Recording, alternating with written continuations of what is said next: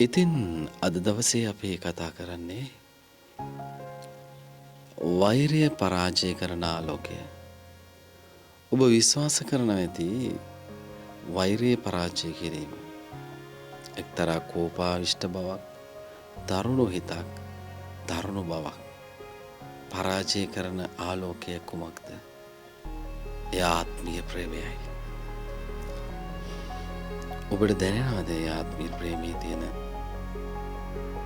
සුන්දරත්වය කොතරම්ද කියලා? ඒකට පුදුම ගුණයක් තියෙන්න ඕන. ඒක මෛත්‍රී සහගත වෙන්න ඕන. උපේක්ෂාවෙන් ජීවිතය දිහා බලන්න හිතක් තියෙන්න ඕන. ඒ වගේම තෘෂ්ණාවෙන් මිදුණු හිතක් තියෙන්න ඕන. ඒ හිතුවිලි ඇතුලේ තමයි, ඒ වචන ඇතුලේ තමයි, ඒ පිරිසිදුකම ඇතුලේ තමයි ආත්මීය ප්‍රේමය දැනෙන්නේ. මිනිසුන්ට ජීවිතය දැනෙන ලොකුම ලොකු බලාපොරොත්තු එක. මිනිස්සු ඇත්තටම හොයන්නේ ඒක. ආත්මීය ප්‍රේමයෙන් මිනිසුගේ ජීවන රේඛාවලට, ඒ රූපවලට දැනෙන වර්ණය මහත් විසල්. ඒ විසල් රූප පෙට්ටිය ඇතුලේ මිනිස්සු විවිධ තැන් ඇතුලේ ඒ රූප හොයන්න ගන්නවා මිනිස්සු. ඒ රූපයන් හොයනකොට එක්තරා විදිහකට මිනිසුන් එක්තරා වද බන්ධනයන් වලට පත් වෙනවා. ප්‍රේමයේ දඬුවම් වලට ලක් වෙනවා. ප්‍රේමය ඇතුලේ විරාගිකත්වය විරහිනියක් බවට පත් වෙනවා. ඒ රූප ඇතුලේ එවැනි කවක්ද ඇත්තේ? සැබවින්ම ඇත්තටම ආත්මීය ප්‍රේමයේ ජීවිතයට එකතු කරන්නේ මහා ලොකු බලාපොරොත්තු රැසක්. ඒ බලාපොරොත්තු එක්ක මිනිස්සු ජීවත් වෙන්න උත්සාහ කරනවා. ඔබත් මමත් ඒ වගේමයි කියලා මා විශ්වාස කරන්නේ.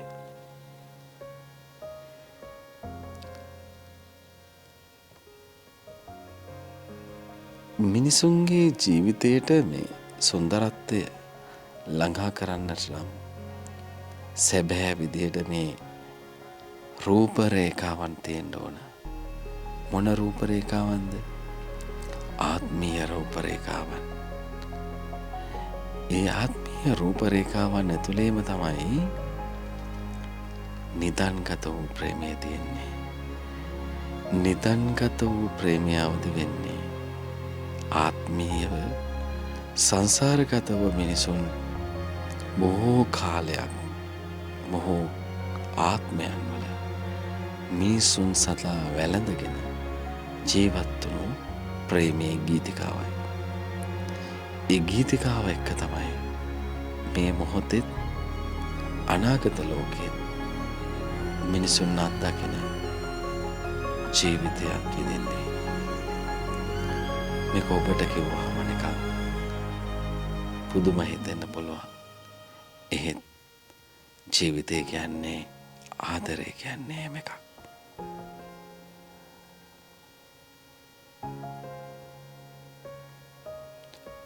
විශේෂයෙන්ම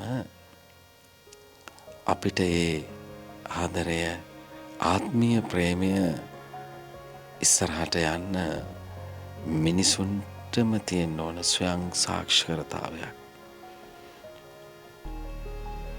මිනිස්සුන්ගේ හිත ඇතුළෙම තමයි ආදරයට ආචාර ධර්මයන් ගොඩ නැගෙන්නේ. එනිසාම අපි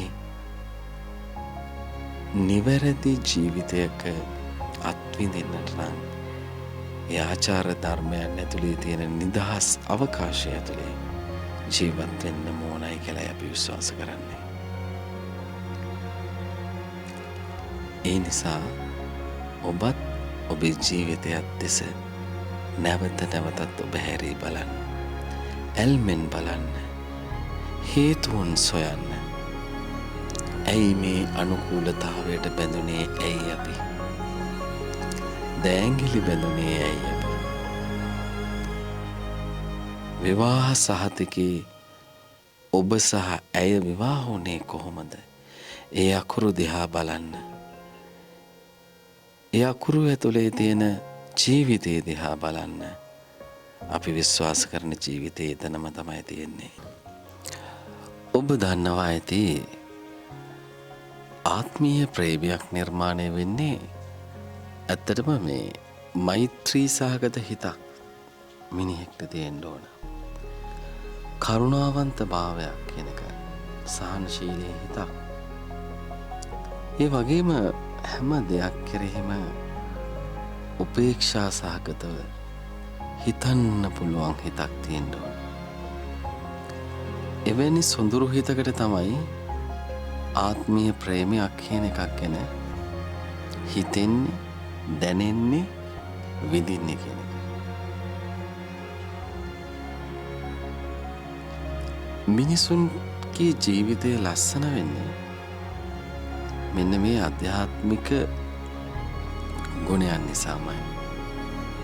එක්තරා විදිහට බොහෝ දෙනා කියන්න පුළුවන් මේක ඇත්තටම මේ ඇලීමක් කියන එකකට වඩා ජීවිතයේ සැහැල්ලුවෙන් ඒ දිහා බලාගෙන එක තමයි ආත්මයට දෙන්න සතුට. මේ සතුට එක්ක බොහෝ දෙනා ප්‍රාර්ථනා කරන දේ එකයි.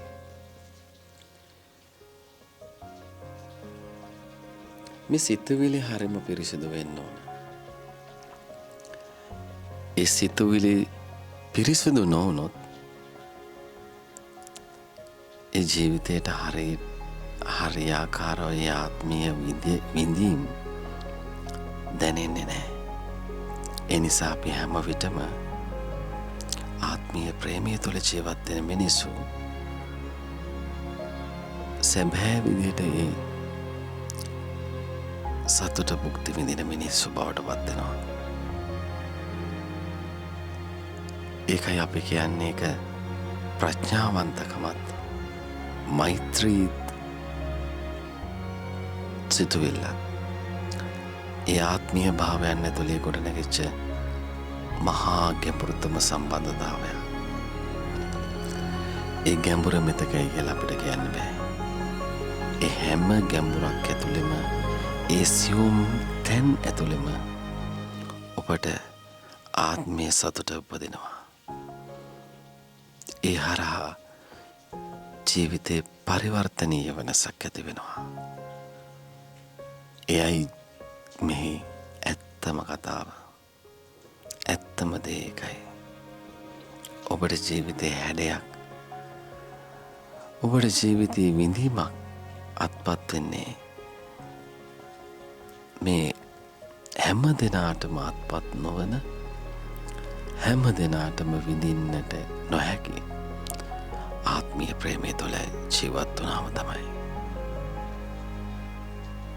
ඔබත් අපිත් හැම දෙනාම හිතන්න ඕන ජීවිතය කියන්නේ කොහොමද?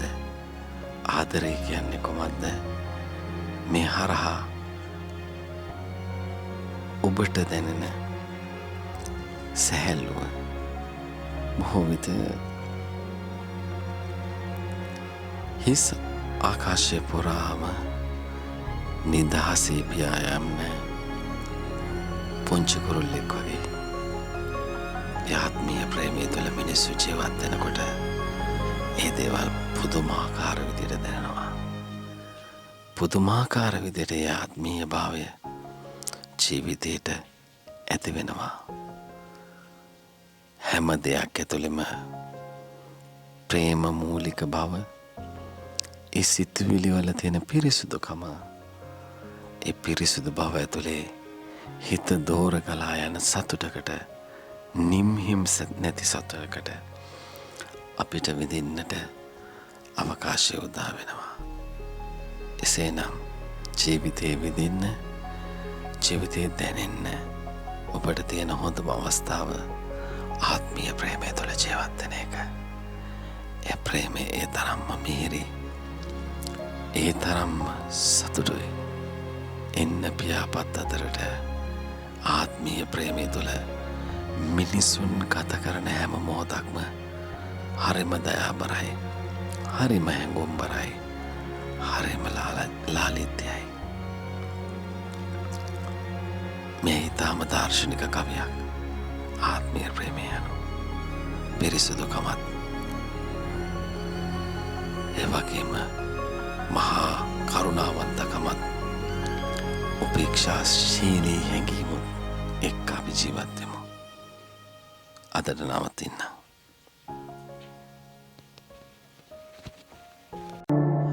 මේ වගේ වීඩියෝ දිනපතා නරඹන්න අපේ channel එක subscribe කරන්න.